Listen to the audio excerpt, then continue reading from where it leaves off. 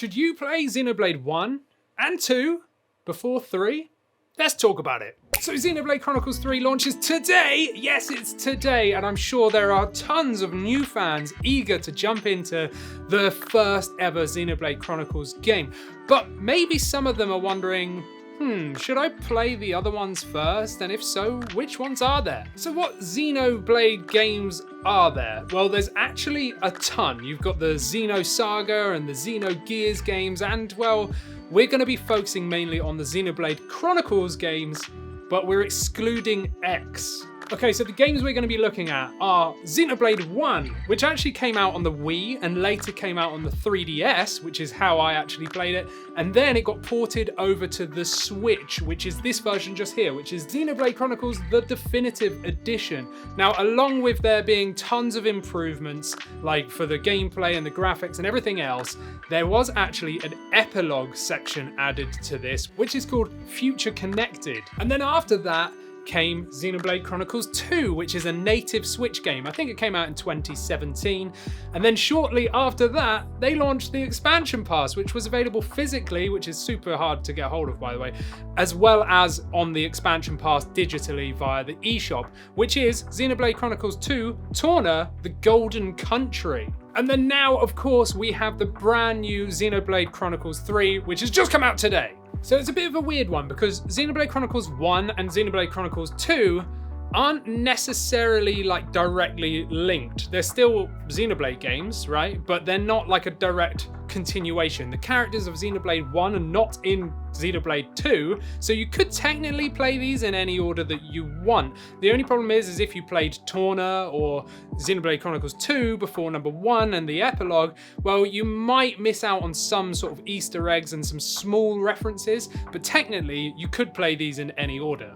And Xenoblade Chronicles 3 is pretty much the same. It's a self-contained story, but according to Monolith Soft, it does tie up elements of both 1 and 2, but likely just for those hardcore fans of the lore. And as such, we could potentially see some characters return from previous games. However, Monolith Soft has mentioned before that new fans can start with Xenoblade Chronicles 3 if they really want to, as no prior knowledge of the series is needed to understand the main story. So ultimately, what this means is it just comes down to what you want. If you want the absolute best possible experience of the Xenoblade trilogy, well then ideally, well, you want to start with the Definitive Edition and then play Future Connected or Future Perfect, I forgot what it's called, but the epilogue that's included with the Definitive Edition.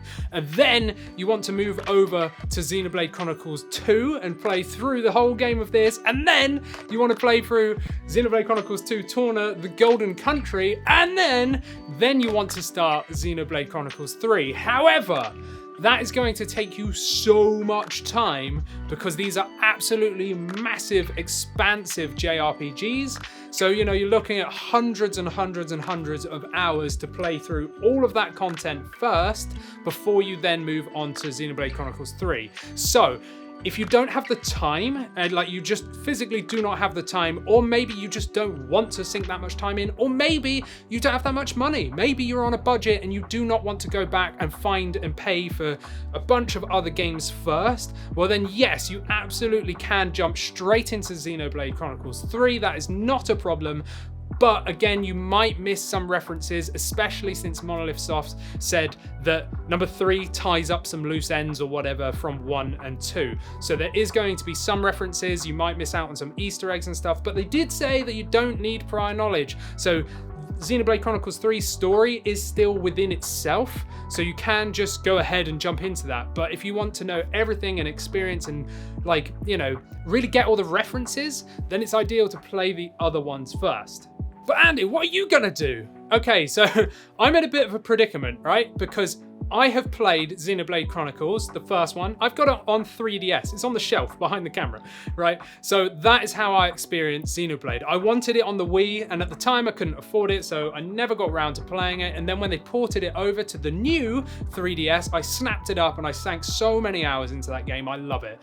Then when it came out on Switch, you know, I bought the Definitive Edition. However, I've not played the Definitive Edition. I own it, but I've not played it yet. And I've not played number 2. So I've only played the 3DS version, and that was years ago, you know, that was like 5, 6, 7 years ago. So I really want to jump into Xenoblade Chronicles 3 myself, like right now, today. I have pre-ordered it myself, but you know, it's not turned up yet. But I've got it coming. But I'm probably gonna have to bite the bullet and spend 6 months or however long it's going to take me playing through the old ones again. And yes, I will play through the Definitive Edition. I might as well play all of them on Switch since they're all available. I will go through and play number 1, the Definitive Edition, on Switch first. Then I will go to number 2, you know, plus all the expansion passes and all that good stuff. And then I will come around to number 3. So I won't be covering Xenoblade Chronicles 3 here on the channel because, you know, I've got to play through all the other ones first. And if I do, then it's probably going to be way in the future, you know, by the time I actually get round to playing it. But I just wanted to clear it up for anyone that's unsure. You know, I'm sure all the hardcore fans are going to be like, play all the rest first. And yes, that is correct. That's what I'm going to be doing. But ideally, or really, necessarily, do you need to? Not really. You can just jump straight into 3. But whatever you're going to do, let me know down in the comments because I'd absolutely love to hear your thoughts. And if you haven't seen it already, yes, I do a weekly Switch news series, which is weekly and sometimes more than weekly as well. Sometimes there's 2 in a week. But, you know, if you haven't seen them yet, see our latest Switch news just here. Make sure you're subscribed because I try and get you the best news for Switch every single week, all the good stuff. I kind of siphon through the rubbish and give you all the big news and the good stuff that I'm hyped for and tell you why. So go and watch that video first and subscribe. Subscribe and then watch this video. Do it.